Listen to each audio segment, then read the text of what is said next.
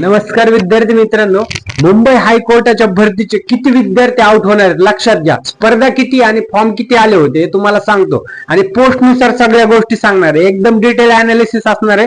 त्यामुळे तुम्हाला असं जर मनामध्ये वाटत असेल आपलं सिलेक्शन होणार नाही किंवा स्पर्धा खूप आहे, विषय सोडून द्या. जे विद्यार्थी जे मनातून किंवा जे रिअल ज्यांनी एक्झामची तयारी केली त्यांचं इथं 100% सिलेक्शन होणार आहे.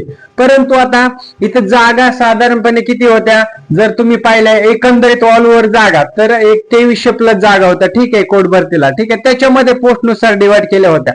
आता त्याला फॉर्म किती आले होते साधारणपणे ऑल ओव्हर इन्क्लुडिंग सगळ्या पोस्टचे 1,27,827 एवढे फॉर्म आले होते त्या ठिकाणी. मग आता या 1,27,827 विद्यार्थ्यांमध्ये स्पर्धा असणार आहे. ठीक आहे, परंतु याच्यामध्ये कन्क्लुजन असं असतं मित्रांनो, निष्कर्ष याच्यातून असा निघतो की हे 1,00,000 प्लस जे काही स्टुडंटने कॅन्डिडेटने फॉर्म भरले तर त्याच्यातले 60 ते 70% साधारणपणे सुरुवातीलाच आउट होत असतात. सुरुवातीला म्हणजे तुमची लेखी परीक्षा आली, तुमची स्किल टेस्ट आली, तुमचे डॉक्युमेंट व्हेरिफिकेशन आलं. ह्या 3 प्रोसेस मध्ये तुमचं म्हणजे जे काही विद्यार्थी आहेत फॉर्म भरलेले त्यांचं 60 ते 70% इथेच आउट होणार आहेत. उर्वरित स्पर्धा फक्त एक 20 ते 30% रिअल कॅन्डिडेट मध्येच असणार आहे.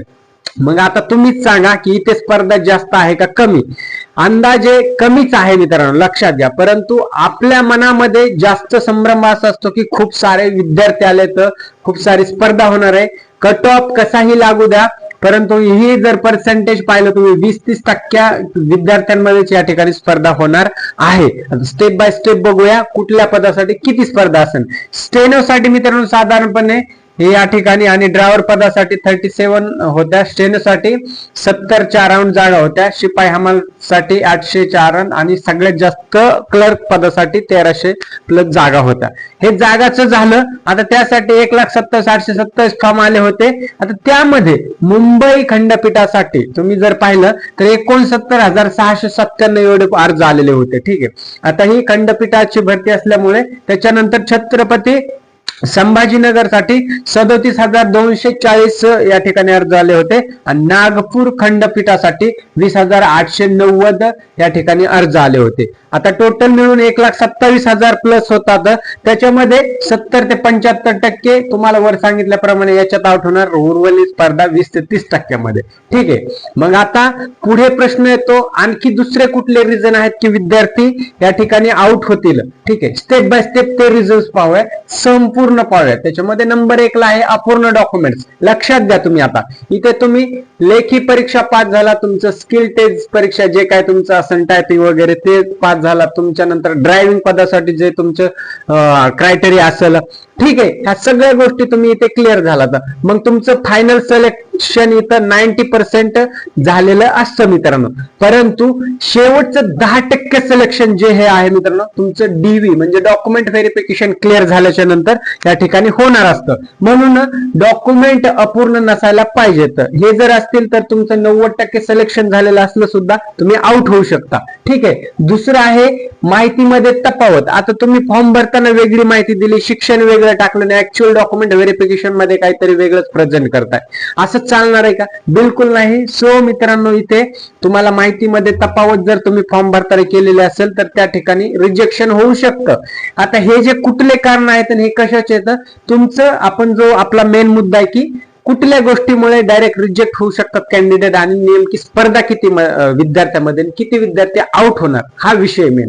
ठीक आहे, त्याच्यानंतर पुढे 3 नंबरचा आहे चुकीची माहिती. आता चुकीची माहिती म्हणजे काय, तुम्ही परत तेच असं एज्युकेशनल क्रायटेरिया प्रमाणपत्र.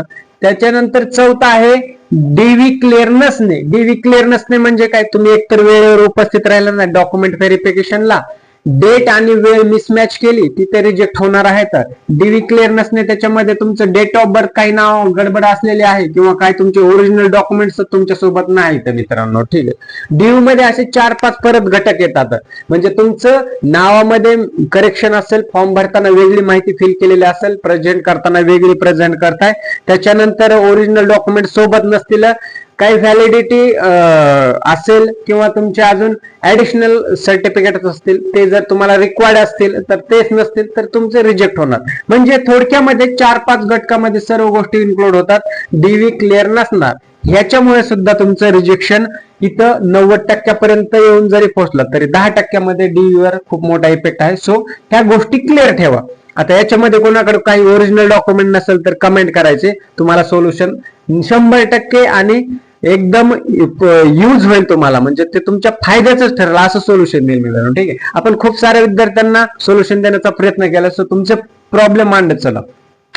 वेळेत हजर न राहणे, आता डीव्हीला आहे किंवा स्किल टेस्ट आहे किंवा बाकीच्या ज्या गोष्टी जी काही प्रोसेस आहे हायकोर्टाची, त्याच्यामध्ये जर तुम्हाला वेळेत उपस्थित राहिलाच नाही मित्रांनो, ठीक आहे, तर इथे तुमचं डायरेक्ट सिलेक्शन समटाइम्स 90% रिजेक्ट होऊ शकतं आणि 10% होल्ड होऊ शकतं. तुम्हाला थोडाफार व्हॅरिएबल टाइम त्या ठिकाणी मिळू शकतं, परंतु तुम्ही वेळेचं नियोजन असं करा की त्या ठिकाणी तुम्हाला कोणाला रिक्वेस्ट करायची आवश्यकता नाही गरज पडली पाहिजे. ठीक आहे, एक चुकी किंवा एक थोडंसं नियोजन नीट झालं तर तुम्हाला खूप साऱ्या गोष्टी प्रोसेस कराव्या लागतील. त्यापेक्षा तुमचं सिलेक्शन प्रोसेस होईपर्यंत तुम्ही सगळं वेळेचं नियोजन तंतोतंत करा, डॉक्युमेंटचं करा, तुमचं पैशाचं करा, ट्रॅव्हलिंगचं करा.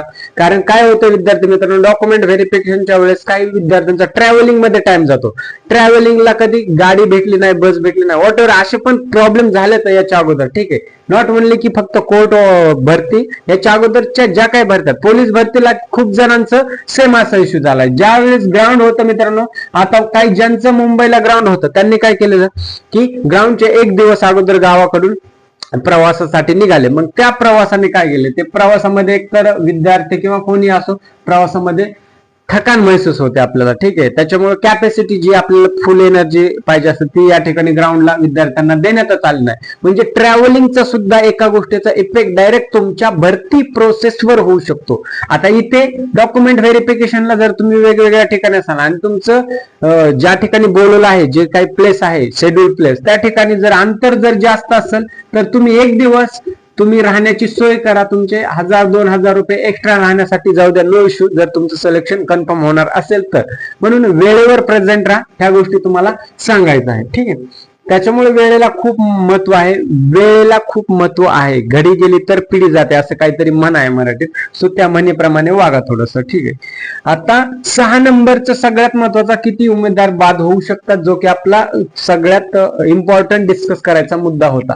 तुम्हाला सुरुवातीलाच सांगितल्याप्रमाणे 60 ते 70% विद्यार्थी हे फायनल प्रोसेस पर्यंत पोहोचतच नाहीत विद्यार्थी मित्रांनो, लक्षात घ्या. सो विद्यार्थ्यांची स्पर्धा ही 20 ते 30% विद्यार्थ्यांसोबतच ऍक्च्युअल मध्ये असणार आहे. परंतु आता विषय काय होतोय, एक तर निकाल कधी लागेल हे कोणालाच अजून काहीच त्याच्यामधलं माहिती नाही मित्रांनो. ठीक आहे, कारण की उगाच काही तर तुम्हाला गोष्टी सांगणं चुकीचं आहे की या डेटला लागेल त्या डेटला, पण टेंटेटिव्ह 1 जुलै पर्यंत अंदाजित लागायला पाहिजे. हे कशावरून म्हणतोय, हा फक्त अंदाज आहे. लक्षात घ्या की मागची जी हायकोर्टची भरती झाली होती ते 2-3 महिन्यामध्ये निकाल त्या ठिकाणी डिक्लेअर झाला होता पोस्ट नुसार. ठीक आहे, जसं काही शेड्यूल असेल त्यानुसार. सो इथे निकाल लागेल, पेशन्स ठेवा.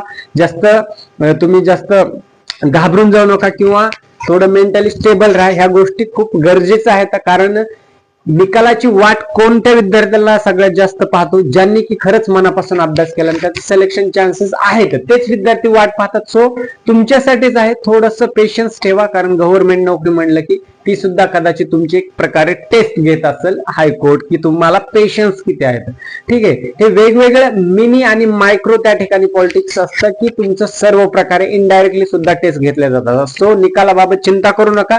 ज्यांचं सिलेक्शन व्हायचं आहे 100% होणार आणि ज्यांचं सिलेक्शन नाही व्हायचं 100% बिलकुल नाही होणार. का? कारण की तुमचं ऑलरेडी आता एक्झाम दिली, स्किल टेस्ट झाल्या, तुमचे काही डॉक्युमेंट्स रेडी असतील डीव्हीला, ह्या सगळ्या गोष्टी आधीच ठरलेल्या असतात आणि ते तुमचं जर परफेक्शन असेल त्याच्यामध्ये तर 100% तुम्हाला या ठिकाणी चान्स मिळणार आहे. म्हणून घाई गडबड करू नका. जे ठरलेले, जे नशिबात आहे तेच. नशिबात याच्यासाठी म्हणत आहे, ड्रायव्हर पदाचे जे काही तुमचं मार्क्स आहे तर खूप जणांचं बऱ्यापैकी ऍव्हरेज मार्क आहे ते सेम आहेत. तर काही विद्यार्थ्यांचं म्हणणं असं आहे की हा नशिबाचा खेळ आहे.